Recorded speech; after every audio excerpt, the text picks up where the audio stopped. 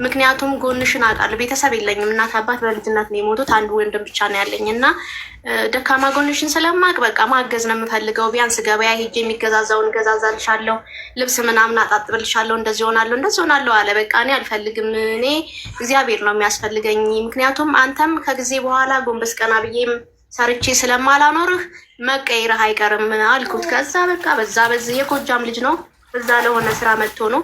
ከዛ በዚህ ብሎ ቤተሰቦቹም ንዝንዝ ጭቅጭቅ አደረጉኝ። ከዛም በኋላ እስኪ በቃ እስከ መቼ እንደዚህ ሆኜ ይዘልቃለሁ ልሞክር ብዬ ህይወትን ገባሁበት። ከዛ ከገባው በኋላ ወደ ጎጃም መሄድ አለብን አለኝ። ከዛ ለምን ስለው በቃ ወደዛ እኔ እዛ አልተመቸኝም፣ እዛ ነው መሄድ ያለብኝ፣ እዛ ነው መኖር ያለብኝ ቤተሰብ ጋርማ አለኝ። እሺ አልኩኝ። እኔም እንግዲህ ያው ሳየው መልካም ነው። መጀመሪያ ላይ አገባቡ ጥሩ ነው፣ በጣም ነው የሚያግዘኝ ከምልሽ በላይ። እግሬን እንኳን መነሳት ሲያቅተኝ አንስቶ ውሃ ፍልቶ አሽቶ በጣም መልካም ነበረ። ከዛ ተነስቼ እኔም ያለውን ንብረት ሻሻጥኩና የሚያዘውን የሚያስፈልገውን ያስኩና ተነስቼ ጎጃም ሄድኩኝ። ግዝናውን ደህና ሆንኩኝ። በቃ እንደውም እግሬ እየጠነከረ እየበረታ ሄደ። አይ ለመልካም ነው እንግዲህ ይሄ ነገር የተፈጠረው እያልኩ ጥሩ በቃ እያሳለፍኩ እያለሁ ልክ በቃ 6 ወር ግማሽ ላይ ልጁ ተቀየረ። ቤተሰቦቹም እንደዛው። እኔ ክፉ አይደለሁም፣ ለቤተሰቦቹም በጣም መልካም ነው የማስበው ባለኝ ነገር እና መጀመሪያ የአቀባበላቸውም ጥሩ ነው ከምልሽ በላይ። ፊታቸው ሁሉ ነገራቸው ለእኔ ተጨንቀው ነው። ልክ 6 ወር ግማሽ ላይ እየተቀየሩ መጡ። ከዛም አንድ ቀን ጆሮ እየሰማ ወይ ጤነኛ ሴት ይዘህ አልመጣህ፣ በሽተኛ ሴት ይዘህ ሲመጣህ ምናምን ሲሉ ሰማሁኝ። ከዛ አይምሮዬ በቃ መጎዳት ጀመረ። ለምን እንደዚህ ይሉኛል ብዬ ስለው እሱም ዱላ መጣ ሊመታኝ ነበረ። ከዛ መጨረሻ ላይ 7ኛ ወር ላይ በጣም ኃይለኛ ዱላ መታኝና ደም ሁሉ መታኝ ማለት ነው። ከዛ በቃ የማውቀው ሰው የለም እዛ ሀገር፣ ማንንም አላውቅም። እሱም ብዬ ነው የሄድኩት። ሲጀመር አላውቀው ሀገሩ ወዴት እሄዳለሁ ብዬ በገዛስ እያለቀስኩ ሐኪም ቤት እንኳን የሚወስደኝ ሰው አላገኘውም። ገጠር ነበር ይዞኝ ሄደው እነሱ ቤተሰቦች ጋር ጦርነት ነበር እና እዛ ወደ እነሱ ጋር ኃይለኛ ጦርነት ስለነበር ወደ ክፍለ ሀገር ነው ይዞኝ ሄደው። ከዛ ብሩን ደግሞ አሁን ላይ ጦርነት ስላለ ሱቅ ከፍተሽ መቀመጥ አትችይም፣ እያየሽ ነው። ያላቸውም ባለሱቆች እየዘጉ ነው በቦምብና በአንዳንድ ነገር እየተቃጠለባቸው በሳት። ስለዚህ የሚያዋጣው ከብት እርባታ ነው። ከብት ደግሞ እኔ ብሩን ቁጭ ብሎ ባንክ ምንም ስለማይሰራ አውጭና ስጭኝ፣ እኔ ከብት እያረባው ከአንድ 2 እያረኩኝ ብሩን ላባዛው ሲለኝ እሺ እኔ ስራ ካልሰራሁ እንግዲህ ለነገሩ ሆዴም እየገፋ ነው። ከወለድኩም በኋላ አልሰራም፣ ያው ልጅቱ ከጠናችልኝ በኋላ ነው። በቃ እሺ ስራበት ብዬ በቤተሰቦቹ ፊት ነው፣ እኔ ማንም የለኝም፣ አውጥቼ የሰጠሁት ያለውን ብር ማለት ነው 100 ምናምን ሺህ ብር ሰጠሁት። 2 ከብቶች የፈረንጅ ከብቶች፣ አንድ በ43 ሺህ ብር፣ አንድ በ50 ሺህ ብር ገዛ። ፉሩሽካ ምናምን ሲባል ወደ 120 ምናምን ሺህ ብር አወጣ። ከዛ በኋላም ያው ሳይቀየር ነው ገንዘቡን የሰጠሁት፣ አመሉ ሳይቀየር በፊት ማለት ነው። ከዛ በኋላ መታኝ 7 ወር ላይ በጣም ኃይለኛ ክፉኛ መታኝ። ከዛ ተነስቼ ሰው እየጠየኩኝ መንገድ እየጠየኩኝ ሐኪም ቤት ሄድኩኝ። ከዛም በኋላ ልመለስ አላልኩኝም። አንድ የሰፈራቸውን ሴት አገኘሁኝ። አንቺ ልጅ አሁን ተመልሰሽ ወደዛ አትሂጂ፣ ምክንያቱም እነሱ ሀሳባቸው ሌላ ነው፣ ይሄ ነው ብዬ አልነግርሽም። ስለዚህ በቃ የሚያዋጣት ቤተሰብ ካለሽ ወደ ቤተሰብ መጠጋት ነው አለችኝ። እንዴት እንደዚህ ልትይ ቻልሽ ስላት አይ ታዩን ይሄ ነው ብልሽ ትርጉም የለውም አለችኝ። ከዛ አይ ሄጄ ሳልሞክረውማ ዝም ብዬ አልሄድም አልኩና ተመልሼ ሄድኩኝ። ሐኪም ቤትም ሲሄድ የተከተለኝ የለም፣ ዝም ብዬ መንገድ እየጠየቅኩ ነው የሄድኩት። ከዛ ሄድኩኝና እኔ ልጅየውን ማናገር አልፈልግም አባትየውን። ከዛ ትልቅ ሰው ነው አባቴ፣ እኔ ቤተሰብ የለኝም፣ ሁሉ ነገሬን ታውቃላችሁ፣ እሱም ያውቃል። ስለዚህ በሽተኛ ነኝ ልጃ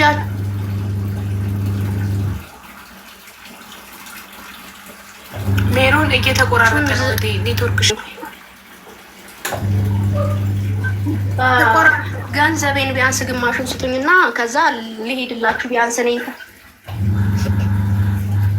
እሺ አሁንስ ይሯል። ስለዚህ አባቴ ቢያንስ ልጆች አሉት፣ በልጆቹ ሊደርስ የሚፈልገውን ነገር በእኔ አይደረግብኝ፣ ግማሹን ገንዘቤን ስጡኝና ልሄድ ምናምን ስላቸው ፊታቸውን አዞሩብኝ ማለት ነው።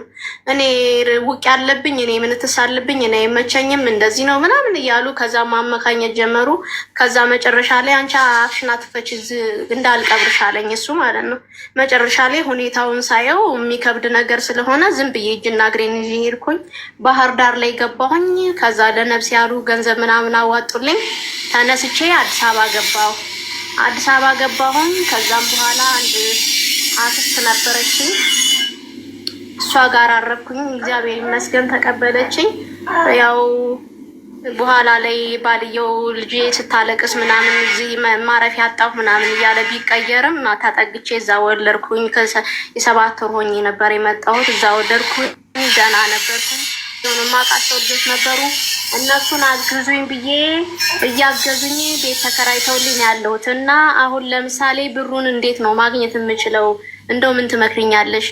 አስጠየቅኩት በሰው ቢያንስ ለወተት መግዣ ጡቴ ደግሞ እምቢ አለ። ጡቷ እምቢ ብሏል እና ወተት መግዣ እንኳ እንደው ሌላው ቢቀር እንደው 20 ሺህ ብሩን እንኳ ቢያንስ ስጣት ለጊዜው ወተት መግዣ ብለው ቢጠይቁት ምን አገባኝ እኔ ለምን መርዝ አትሰጣትም ብሎ መለሰላቸው ማለት ነው። እና ምን አርጌ ምን ተጠቅሜ ነው አሁን ቢያንስ የተወሰነ ማለት እኔ ሰርቼ ገንዘብ ማግኘት አልችልም። ይችል 6 ወር እንኳ እስከሚሆናት ወደ ቤተ ክርስቲያን ወደ ገዳም ውስጥ እየለመንኩ ቁጭ ብዬ ከማሳድጋት ገንዘቡን ከሚሰጠኝ ብዬ ሳስብ ገንዘቡን ቢሰጠኝ ነው። ገንዘቡን ለማግኘት ምንድን ነው ማድረግ ያለብኝ? አሁን እስኪ ምን ትመክሪኛለሽ?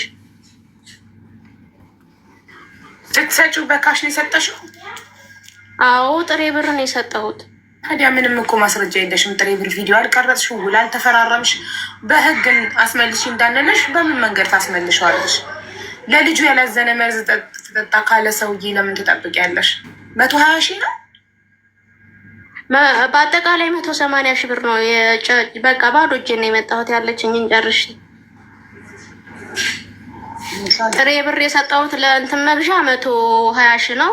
ከዛ ደግሞ የጎደለውን ለቤት ዕቃ ለምን ስል ያው አልሰጠኝም። አንድ መቀዣ አልመጣሁኝ 180 ሺህ ብር ነው። ታዲያ የሰጠሽውን ብቻ ነው መቁጠር። ለዕቃማ አብረሽ ኖርሽበት እኮ ማሪ። አልሰጥም አለኝ። አንዱንም ዕቃ ስላልሰጠኝ ያው እንደው በዛው ይቆጠር እንደሆነ ማያውቁትን ሰው ማግባት። ለነገሩ ሰው ምንም ብታረጊው አውቀዋለሁ አይባልም። ግን በህግ ለመጠየቅ ማሬ ግዴታ የተፈራረምሽበት ውል ምናምን ያስፈልግሻል።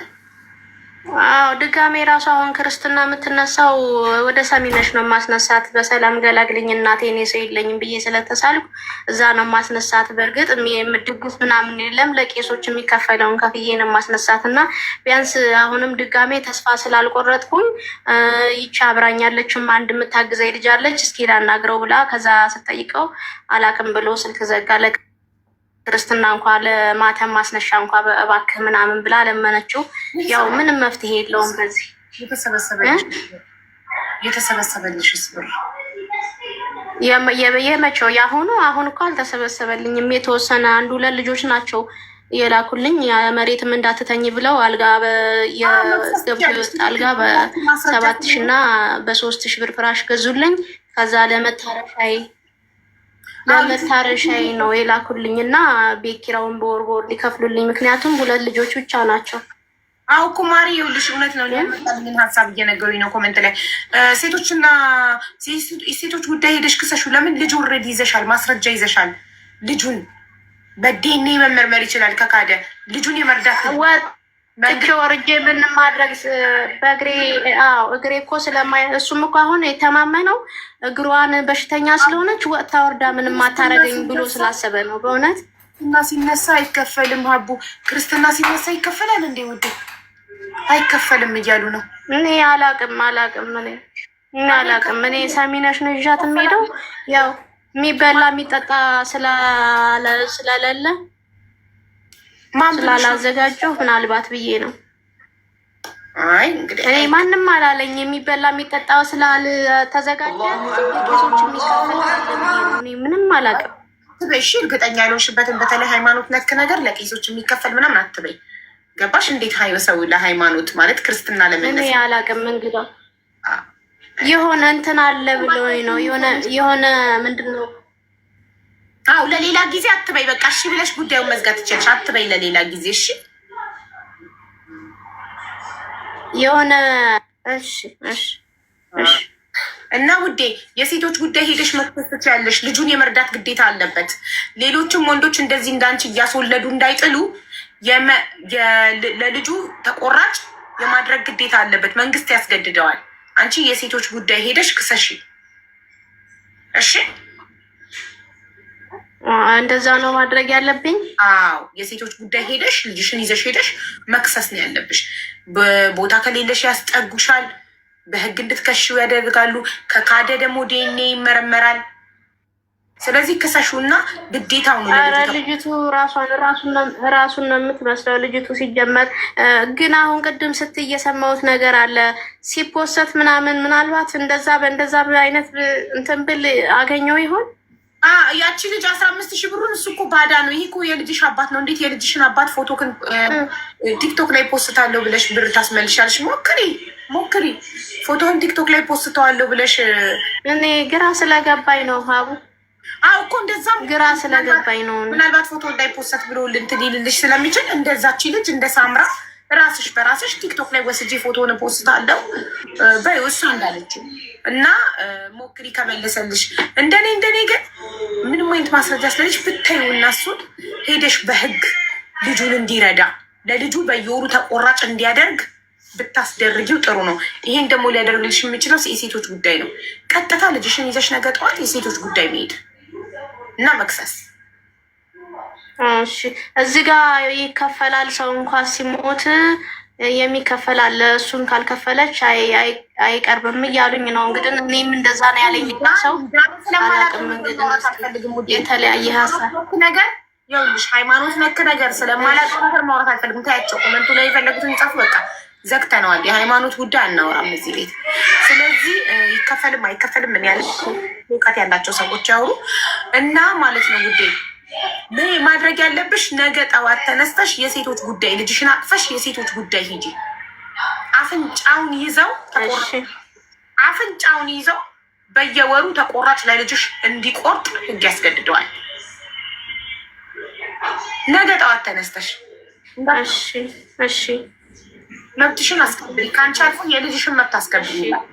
ያው ቢያንስ እኔስ በሰራው እንደ እናት እኔ በሰራሁት ኃጢአት ቢያንስ ልጅቱ መቀጣት የለም። ሰማሽ ሜሮን? ለልጅሽ የልጅሽን መብት የማስከበር ግዴታ አለብሽ እንደ እናት። ስለዚህ ልጅሽ ከአባቷ ተቆራጭ ማግኘት መብት ስላላት የሴቶች ጉዳይ ከሰሽ በህግ እንትን እንዲል አድርጊው፣ ተቆራጩን እንዲቆርጥ አድርጊው። ኧረ እኔ አባትነቱንም እምቢ ካለ ችግር የለውም። ቢያንስ ግን የማሳድግበትን ቢያንስ እንትን እንዲልልኝ ነው የምፈልገው። ምክንያቱም ይቺ ልጅ ውለዱኝ ሳትል ፍጠሩኝ ሳትል የምታሳድጊበትን የመስጠት ግዴታ አለበት። በአፍንጫው መብት የለውም ማንም። እዚህ እየወለደ የመጣል መብት የለውም ማንም ሰው። ስለዚህ ግዴታው ስለሆነ በአፍንጫው እሱ የወለደውን ልጅ የማሳደግ ግዴታ ስላለበት ሄደሽ ከሰሽ ግዴታ አባትነቱን ባይፈልግ መብቱ ነው። ተቆራጭ የማድረግን ግዴታ አለበት በአፍንጫው።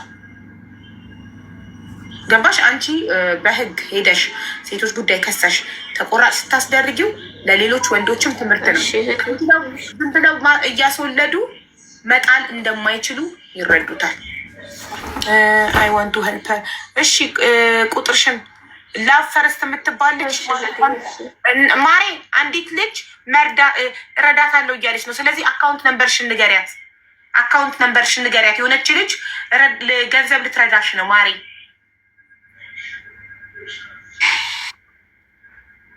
ሜሮን አካውንት 1,052 ወይ 1,000